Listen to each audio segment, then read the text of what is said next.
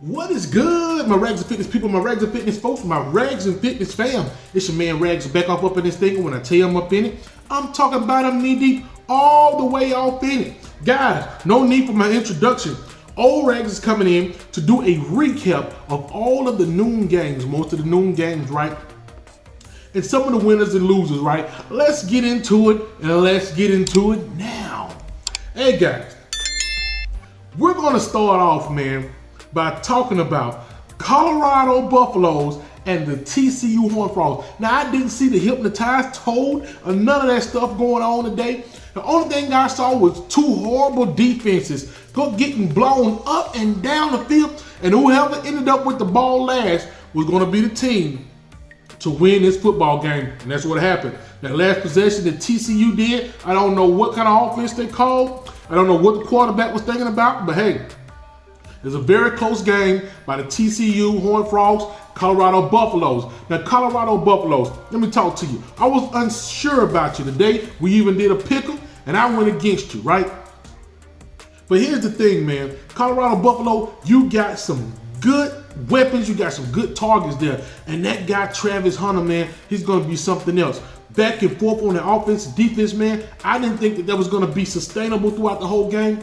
And I'm most definitely still not thinking that's going to be sustainable throughout the whole season, man. That's a lot of work.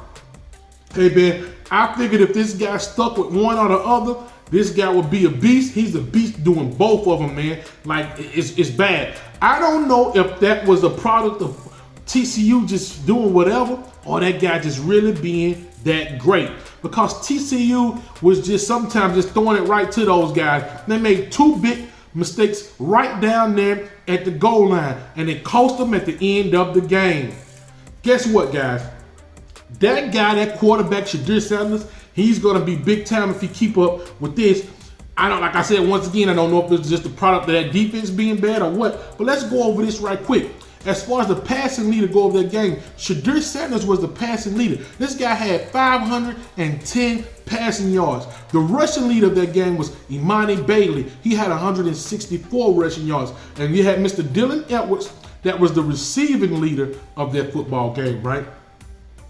So guys, Shadir Sanders threw for 510 yards. That is amazing, man. I want to take this time to give congratulations to those fighting prime times over there in Boulder, Colorado, and to your whole fan base. These guys won a grand total of 1 game last year, and I know this year you guys are excited. You guys got something to be excited about. Me watching that. It's just that defense. Utah is not coming to play. Oregon is not coming to play. USC is not coming to play. So hey, you beat that Big 12 guy. Hey, build on that with that momentum, guys. Keep going. Let's see who your next opponent is going to be. Let's hit this right here. Colorado is loading, is loading. Colorado's next opponent is going to be Nebraska. And I think you're going to have a field day with Nebraska, man. I don't know what's going on. Hopefully, I want to see a good game. That's a big rivalry. I want to see Matt Rule get those guys back on track, back on target. That would be a beautiful game. Nebraska against Colorado, going down to the end the same way that the TCU and this Colorado game went. I think that'll be beautiful. Guys, like I said before, I want to extend an olive branch to you and say, hey man, good go, good go. But if you ever run into them, you know it's going to be a problem. All right, man, let's go to the next game that I want to talk about. Let's scroll down, scroll down. Michigan and East Carolina, right? East Carolina visiting Ann Arbor over there in Michigan. And Michigan put up 30 points on them and they allowed a field goal, right? ECU 3. J.J. McCartney was the passing leader, 280 yards. Blake Corum was the rushing leader of that game with 77 yards. And Roman Wilson was the receiving leader of that game with 78 yards, guys. Michigan, they was without Jim Harbaugh. They're going to be without him for the next 2 games, I think. I think it was 3 games in total that he's going to have. He's not going to be on the sideline. So without your leader, your fearless leader on the sideline, and you're still winning that game 30-3, hey, man, Michigan, take my hat off to you. Keep on rolling. You're still the number 2 team in the nation. I don't know how long that's going to last. All right, guys. Next game. Let's talk about the Tennessee Volunteers and those old Wahoo Walls over there in Virginia, UVA. Right? over there in what is it? Charlottesville, UGA. Virginia. All right, guys. Tennessee beat these dudes 49-13.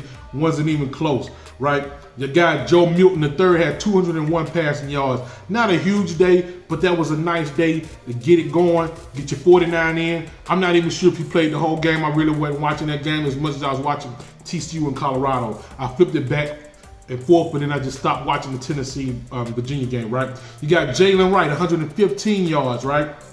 As a rushing leader.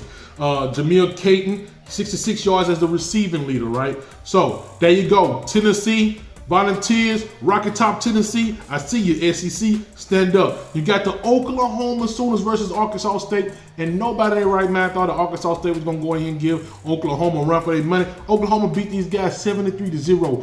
Goose-egged them. Didn't even let them put anything on the board, guys. Let's talk about this. Dylan Gabriel, 308 passing yards. Javonte Barnes, 49 rushing yards. He was the leader. The rushing leaders, that's what we're talking about, right? What else we got? Nick Anderson, 68 receiving yards. He was the leader of the game with those receiving yards, right? All right, next game, guys. Let's talk about Iowa versus Utah State. Iowa at home, 25th ranked in the nation. All right, let's talk about this. Tennessee was the 12th ranked. Oklahoma was the 20th ranked. I left that out. So let's go back to Iowa, guys. Iowa snuck past Utah State with a 24-14 game, right? That's what they beat them by, a margin of 10, right? You had Cooper Leggis, 213 passing yards. He was the leader. Caleb Johnson, 63 rushing yards. Terrell Vaughn, 93 receiving yards in that game. Iowa Hawkeyes, I see you. Sneaky little team there. All right, Ball State and Kentucky. Now, they played old Bluegrass State, right? Kentucky beat them 44-14, 30-point margin, right? From what I saw earlier, Ball State had Kentucky on the ropes. Kentucky pulled out pretty late. You know what I mean? Devin Leary, 241 passing yards. He was the leader of passing. Ray Davis, the leader of rushing, 112. You had Dane Key, 96 receiving yards. He was the leader of that game. Let's go on to the next game. You had Bowling Green versus Liberty. Liberty, they used to be those fighting Hugh Freeze, but Hugh Freeze is no longer there. He's down there with Auburn. Let's talk about it, guys. Liberty won that game 34-24, margin of 10 points. Caton Salter, 143 passing yards. Caton Salter, 82 rushing yards, the leader. Now this guy here, he did it with the feet. He did it in the air. Let's go. Yeah, that's what I meant. And let's see what else he did. DA Hilaire, 59 receiving yards. I don't know how to say that man's name. I probably totally butchered his first and his last name. But guys, you know what I'm trying to say. Fresno State and Purdue. The shocker of the day, right? Them old spoiler makers, right? Well, they were spoiled today. And they played up there in old Purdue, Indiana, right? But Fresno State pulled this one out 39-35, margin of 4 points. Mikey Keene, 366 passing yards, was the leader. Elijah Gillum, 93, was the rushing yard leader. Eric Brooks, 170, was a receiving yard leader, right? Let's skip on down here to Louisiana Tech versus SMU. Southern Methodist University, Texas, I see you. All right, SMU won 38-14, a margin of 24 points, man. Preston Stone, 248 passing leader. L.J. Johnson Sr., 128 yards. He was the rushing leader. And the receiving leader of that game was Jordan Hudson, who was 72 yards. Guys, we got Northern Illinois, Boston College. Northern Illinois pulled it out in overtime. 27-24, 3-point margin. Rocky Lombardi with 165 passing yards.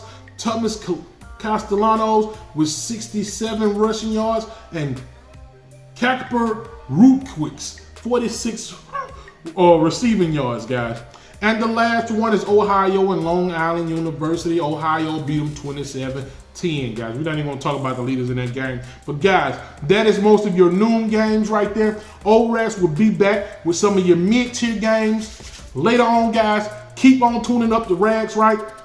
Don't forget to like, subscribe, share, comment, guys. We are building our base here at Rags and Fitness, guys, and I would love to have you to be a part of it. No matter what fan base you are, but you know what I'm yelling. And when I yell, I say, roll, Tide, roll, baby. That's going to be tonight, 7 something. Guys, we're going to enjoy our time watching the game, guys. But with all of that being said, everything that Rag said, hey man, guess what? I must leave. I got to get out of here and I got to go fast. So guess what? Tune in when I come in later with another video. I will be back, guys. If you guys show interest in this portion right here of Rags giving you the game scores throughout the day or whatever, man, talking about it, we will do this segment more often, guys. So, like I said, with that being said, I got to go. I'm out of here already. Yeah.